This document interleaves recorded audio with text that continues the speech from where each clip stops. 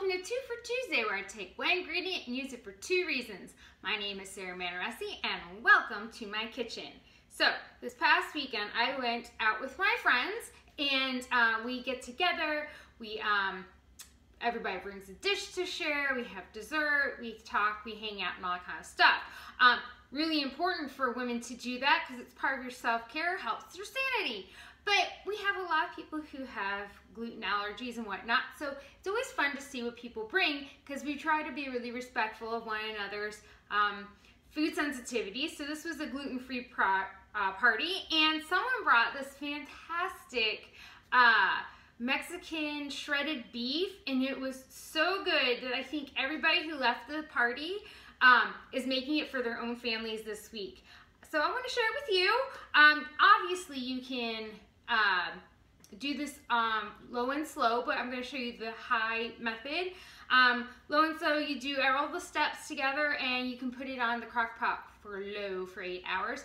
But I forgot this morning to purchase the green chilies that are going in this, so we're going to do the high method. So really there's no difference, you just put it in on high for 4 hours. Mom brain, you know, like I thought I had all the ingredients. So make sure you have them all before you start this. I have about a teaspoon of chopped garlic. If it's a little bit more, you know what? My thing in life, you can never have too much garlic. I do have in here it's about 3 pounds, but anywhere between 2 and 3 pounds chuck roast. See, it's hiding in there. And I didn't put any oil at the bottom or anything, or any liquid. I just dumped it in there. So we're gonna make the sauce that goes on top. So like I said, here's the garlic. We're gonna put in about 7 ounces or so of green chilies. They didn't come in that size at my store, so this is gonna be closer to 9. But since I have a larger cut, instead of on the 2-pound mark, I think this is gonna be fine. Having 9 ounces. It's really just gonna add flavor, so it's a very forgiving dish. I don't think really you can put too much of an ingredient in except for like salt or chili powder if your family doesn't like it. I get the mild because my youngest doesn't like spice, but I'm gonna spice it up a little bit with chili powder. I'm gonna put 2 tablespoons. Now remember, this is going over a very large piece of meat, and so you know, if you think that 2 tablespoons is too much for your family, don't put that much in. That's what makes this really, really nice. What's also great is that this travels really well.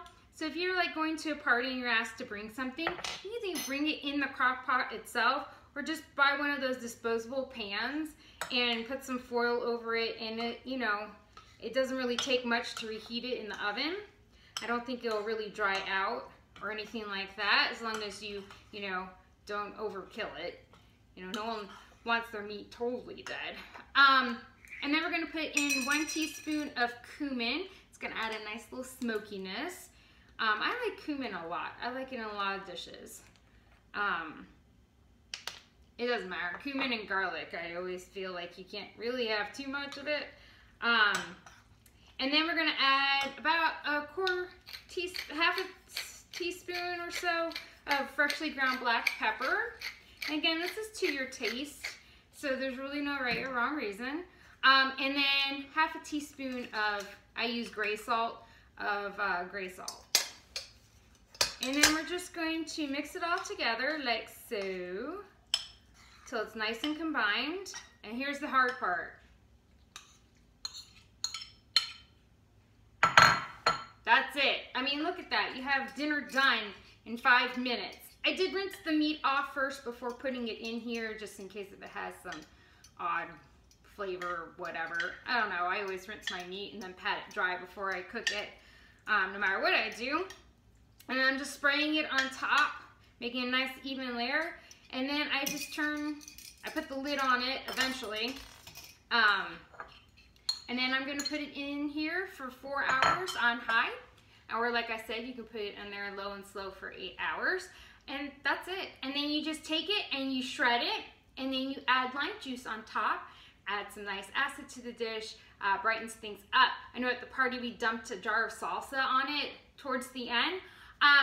Some great things if you are trying to watch your carbs and don't want to have it with like traditional tortillas or corn tortillas or taco shells, try taking a bell pepper and slicing it in half and scooping out the seeds and such. And then roasting in the oven for about 15 minutes, probably about 400 degrees. And then you take the meat and put that on inside of it, and along with some salsa, and then put cheese on top and stick it back in the oven until the cheese melts. So good. And who doesn't like, you're gonna probably put red bell pepper on it anyway, so have that. And again, this feeds a crowd, and it makes fantastic leftovers too. So I hope this becomes a family favorite of yours, and I'll be posting the recipe to go along with it. And I hope you're having a fabulous day. I'll talk to you later. Bye!